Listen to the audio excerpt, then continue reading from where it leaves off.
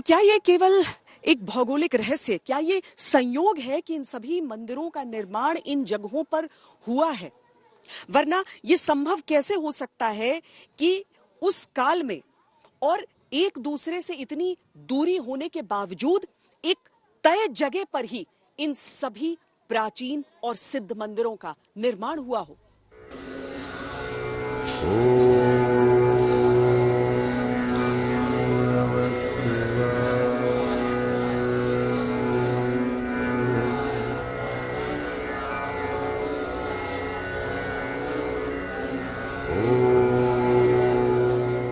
देखिए ध्यान से और सोचिए कि यह कैसे संभव हो पाया होगा। अलग अलग युग में बने या बनवाए गए शिव मंदिर एक ही सीध में बने।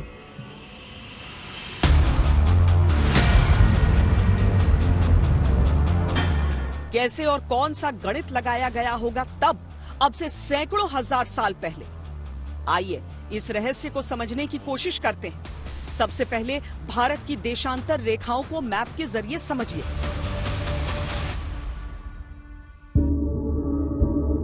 भारत करीब 68 डिग्री पूर्व लॉन्गिट्यूड से 97 डिग्री पूर्व लॉन्गिट्यूड तक फैला है, यानी पश्चिमी छोर पर 68 डिग्री, पूर्वी छोर पर 97 डिग्री। इसी पर अगर देशांतर रेखाओं को एक एक डिग्री बढ़ाते जाएंगे तो मिलेगा वो अद्भुत संयोग जिसमें ये सातों मंदिर एक ही देशांतर पर नजर आएंगे। 79 डिग्री ईस्ट लॉन्गिट्यूड।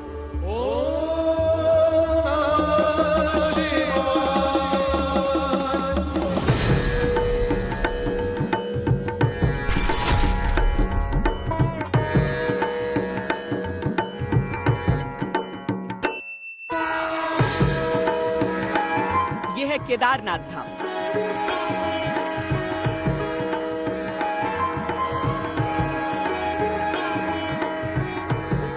उत्तराखंड के रुद्रप्रयाग में स्थित ये बाबा केदारनाथ का धाम 79.0669 डिग्री ईस्ट लॉन्गिट्यूड पर है। कहा जाता है इस मंदिर को महाभारत काल में पांडवों ने बनवाया था और फिर शंकराचार्य ने इसकी पुनर्स्थापना की थी। हिमालय तो केदारम, हिमालय के उत्तुंग शिखर पर वह स्थित केदारेश्वर भगवान का दिव्य स्वरूप, वह राजा जन्मेजय जो पांडवों के पौत्र थे, उन्होंने उस मंदिर का निर्माण कराया था। बाद में कालांतर में आद्य जगत गुरु शंकराचार्य जी उसका जीर्णोद्धार कराया था।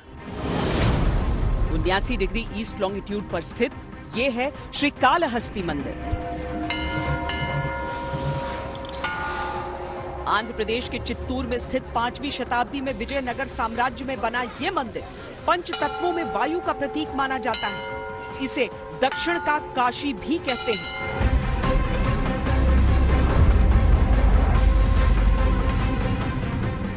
Rahu Ketu Puja is the most important in Srikalahasti. Those who are suffering from Rahu Ketu Grahas, they are performing puja here.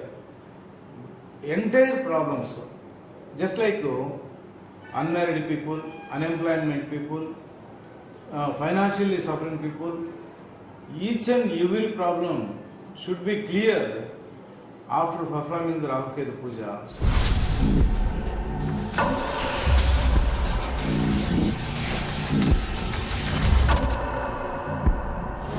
79 degree east longitude पर स्थित ये है श्री एकाम्बेश्वर नाथ मंदिर। तमिलनाडु के कांचीपुरम में स्थित मंदिर के शिवलिंग को कहा जाता है कि स्वयं माता पार्वती ने स्थापित किया था। इसे पंच तत्वों में पृथ्वी का प्रतीक माना जाता है।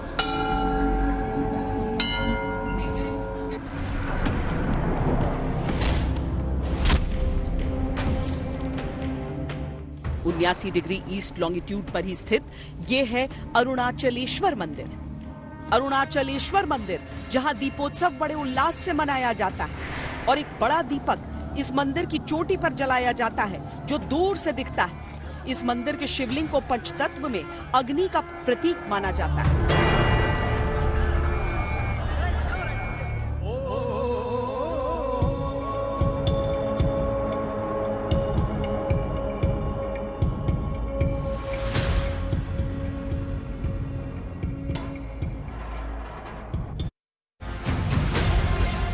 79 डिग्री ईस्ट लॉन्गिट्यूड पर स्थित ये है श्री जम्बुकेश्वर मंदिर।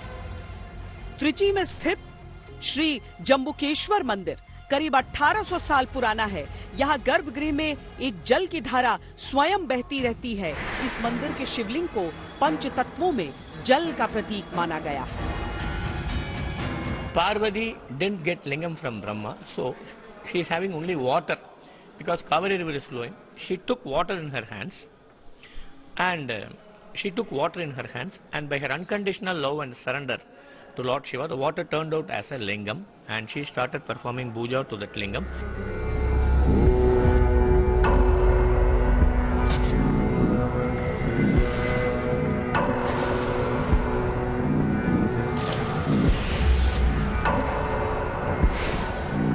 उन्यासी डिग्री ईस्ट लॉन्गिट्यूड पर स्थित ये है श्री थिल्लई नटराज मंदिर।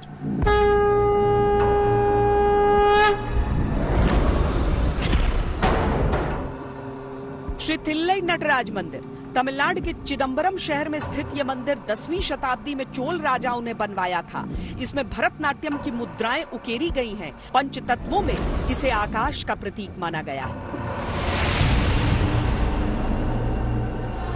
79 डिग्री ईस्ट लॉन्गिट्यूड पर स्थित ये है श्री रामेश्वरम धाम।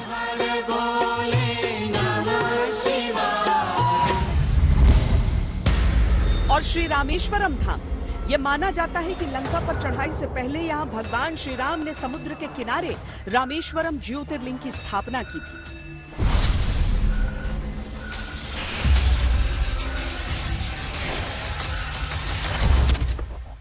पृथ्वी, अग्नि, जल, वायु, अंतरिक्ष जो प्रकृति के तत्व हैं उनका प्रतिनिधित्व करते हैं। ये मंदिर अपने आप में अद्भुत है कि किस तरीके से वेद, वास्तु और विज्ञान का समागम यहाँ पाया जाता है।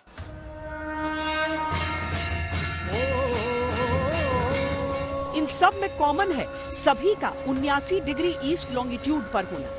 ये कैसे हुआ होगा? जब अलग अलग कालखंड में अलग अलग लोगों ने इन्हें बनवाया होगा तो क्या सोच रही होगी जो एक ही सीधाई पर इन्हें बनवाया गया। ये आज भी सबसे बड़ा रहस्य है। हाँ, यह बात आती है कि एक ही रेखा के मध्य में सब स्थापित होना तो एक प्रकार समझा जाए कि महज संयोग है, प्राकृतिक संयोग। और प्राकृतिक संयोग जो होता है वह विश्व कल्याणकारक ही होता है। अगर शिव मंदिरों का एक लाइन में होना किसी विधि से या किसी प्राचीन विज्ञान की वजह से संभव हो पाया तो वो विधि क्या थी? अगर ये केवल संयोग है तो और मंदिरों के साथ क्यों नहीं हुआ? केवल शिव मंदिरों के साथ ही क्यों? और उनमें से पंच तत्वों का प्रतिनिधित्व करने वाले शिव मंदिरों के साथ ही क्यों? भारत इकलौता ऐसा देश है जहां ग्रहों ही नहीं नक्षत्रों को भी पढ़ा गया। ये बात और है कि धीरे धीरे इसे केवल ज्योतिष से जोड़ दिया गया और अंधविश्वास कहकर नाक भौं से कोड़ा गया। लेकिन कहते हैं ना, प्रत्यक्ष को प्रमाण क्या, एक ही रेखा पर बने सभी मंदिर बेहद प्राचीन हैं और वो सब उस काल में निर्मित हैं जब आज के इन देशांतर रेखाओं की अवधारणा इस रूप में थी ही नहीं।